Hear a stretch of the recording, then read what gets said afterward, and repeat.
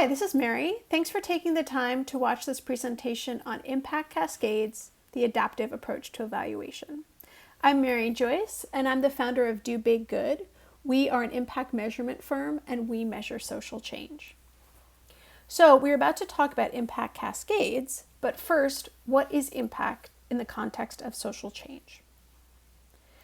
There are many ways to define impact, but I think the most useful is to say that the impact of an organization on people and planet is the benefits generated less the harms. And this version of the impact cascade will focus on benefits, though we will talk a little bit about how to identify and prevent harms as well. So what is an impact cascade? This is an impact cascade.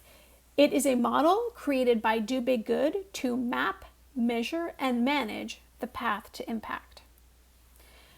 In this presentation, we're going to go through 4 versions of the impact cascade that are additive. First, we are going to do a narrative cascade. Then we are going to add metrics.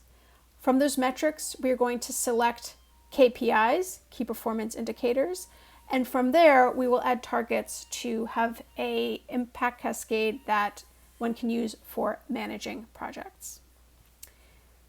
Why now? Why now is basically just thinking about how all of this is affected by COVID, which we are currently living in, knowing that any responses that we were making as organizations to COVID, we want to manage our impact as thoroughly as we can, and also for organizations that have been impacted by COVID but are not directly involved with the response, this can actually be an opportunity to reflect on strategy, to hone our skills, and then to come back after this pandemic stronger than ever. To go through the example of how the cascade works, we're going to be talking about working with asylees, which is an individual that is seeking political asylum. And we're going to be thinking about the cascade from the perspective of a nonprofit organization that is supporting asylees in their community. So the first stage of the impact cascade is to identify stakeholders. At Do Big Good, our impact measurement is participatory. So when we say that we want to engage stakeholders, we are talking about not only the person who's responsible for the project, but also who that individual is accountable to, who is supporting them, who is consulted, and who is informed within the community. And as you can see on the slide, open communication with community makes benefit more likely because you have more information. And it also prevents harm because one has relationships with people who are the potential recipients of harm if a project or program is not well designed. So in this example, stakeholders for a project benefiting asylees, the person responsible is you, and you are the manager of a nonprofit. You're accountable to your asylees, who are your beneficiaries. You're supported by your staff and volunteers. You would be consulting with other community members like social workers who would be referring asylees to you, and you're informing the donors of your organization to let them know the great work that you're doing. The next step in the impact cascade is to start a work backwards process, which you've probably done before. And these phases, beginning with ultimate outcomes, are from a book called Measuring Social Change by Alnoor Ibrahim. And the entire impact cascade is the result of our partnership with Code for America. So when we think about ultimate outcomes, we're trying to define the resulting change in a beneficiary well-being that our project is creating. So for asylees, what might be a change in well-being that a nonprofit organization could create? For this example, we're going to try to make sure that food insecure asylees are fed on an ongoing basis. So we have our ultimate outcome defined. Next, we want to think of our intermediate outcome, which is behavior change. What is the behavior change needed of the asylee to realize this change in well-being? Another way to say it is, what does the beneficiary need to do? And in this example, they are showing up and receiving meals. That is the behavior change. So then we're moving one step further, which is thinking about what are the outputs that you're creating the value to be delivered to beneficiaries. Another way to think of it is what is the product or service that you're creating for beneficiaries? And in this example, the meals are the output of your work. Finally, we're going to look at activities. These are the actions to improve beneficiary well-being that your organization is undertaking. What do you need to do? And here the example is cooking the food. So now we have our first cascade. It is a narrative impact cascade, and this means that the path to impact is described. So to go through this verbally, we can say the actions that we are undertaking to improve beneficiary well-being are cooking food. The output of that action are the meals. The intermediary outcomes to beneficiaries are receiving the meals. And then the ultimate outcome, changing in the well-being of beneficiaries, is that local assays are food secure. So narrative impact is great, and it's something that you maybe have even already done if you created a theory of change, but we want to measure and manage impact in a quantitative way. So to do that, we start by adding observations to each phase. So you see I've put some bullets below, and if you have your own version of the impact cascade, you can also use bullets. And here are some things that we might observe when at each phase. These are just things that we can see, right? So when food is cooking, we can see that dishes are being prepared, that ingredients are being bought, volunteers are working. When meals are distributed, they're being served. And assays are receiving them. We can see there are people in line, there are people eating, they're new and repeat clients. And then defining food secure is how many times these individuals are eating in an ongoing period of time, rather than, say, just coming in once. So now we want to turn these observations into metrics. And a metric is actually just a countable observation. So how can we count these observations? Also, not all observations are countable, but some of them are. So let's see some examples of what that could look like. So here are some examples of what metrics can look like. Countable observations. You have pounds of food, dollars of ingredients, hours of volunteers, number of meals, number of people, changes in percentage, right? You have a sense of how you can take an observation that's purely qualitative and think about ways to count it so it can be more precise, more comparable, and clearer in meaning.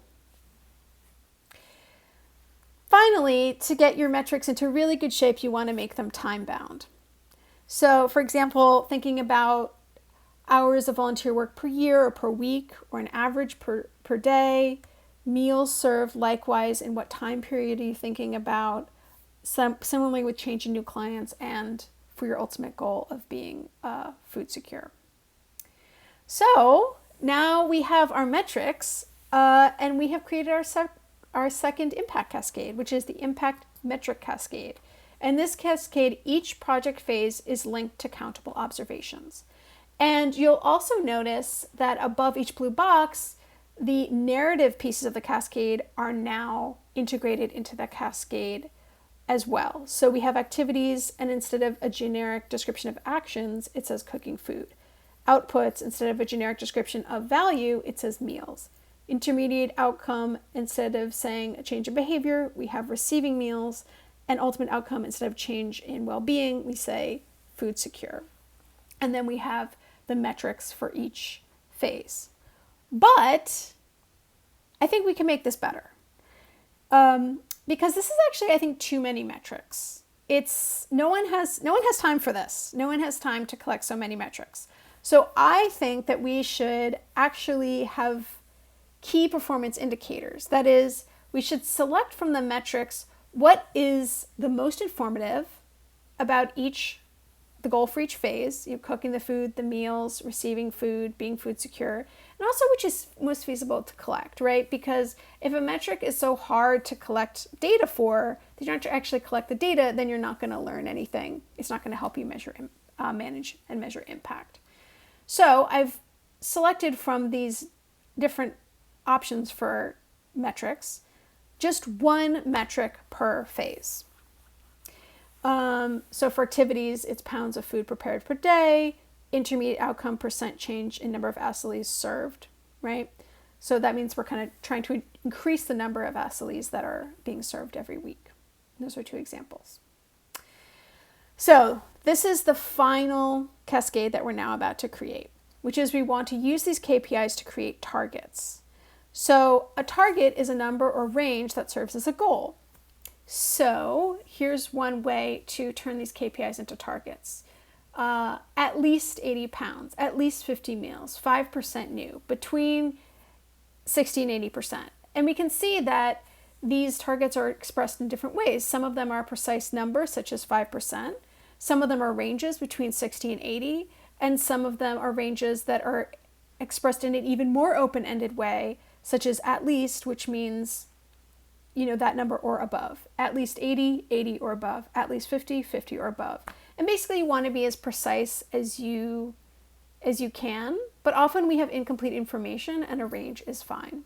So for example, the ultimate outcome between 60 and 80, let's assume that the organization knows they're currently feeding 30% of local asylees who are food insecure, and in a year they want to double that, so they want to get to 60, and they would really love to get to 80% because they want to serve that community, but they're saying, even if we get to 60, that would still be a success.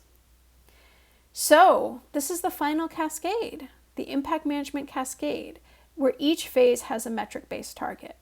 So we can say our activity is cooking food, and in this regard, we want to prepare at least 80 pounds of food per day. As a result of that activity, we'll create an output of meals, and we want to serve at least 50 meals per day. By serving meals day after day, we also want to achieve 5% new client growth per week so that we can get to our ultimate outcome of between 60 and 80% of local asylees eating at least 1 meal per week with us this year. And that's one way to define food secure. I've also heard food secure being defined as not relying on any kind of food assistance or a meals program, and that is also valid.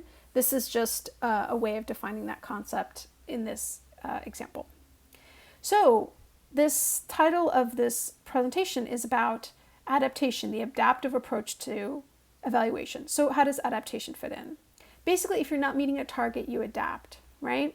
And just to go back, if let's say you're on outputs number 2, you want to serve at least 50 meals a day. Let's say you're serving only 20, right? That's giving you information that asylees don't know about you, right? That there's some kind of obstacle to asylees getting to you. So maybe you reach out to other nonprofits that are serving them, right? And you increase that amount. Let's say that you're focusing on your intermediate outcome, which you're checking in on a weekly basis, which is new client growth. And let's say that you have a certain core group of asylees that are coming to you, but you're not getting anyone new. So maybe this is as simple as asking your asylees, hey, bring a friend next time, right? But the goal of this is that evaluation isn't stressful because you know how you're doing throughout a program. And by the time you get to the end, you know exactly what your result is, right? Because you've been tracking it throughout the year. And also you can maximize your impact, right? Because if something's not working, you can fix it.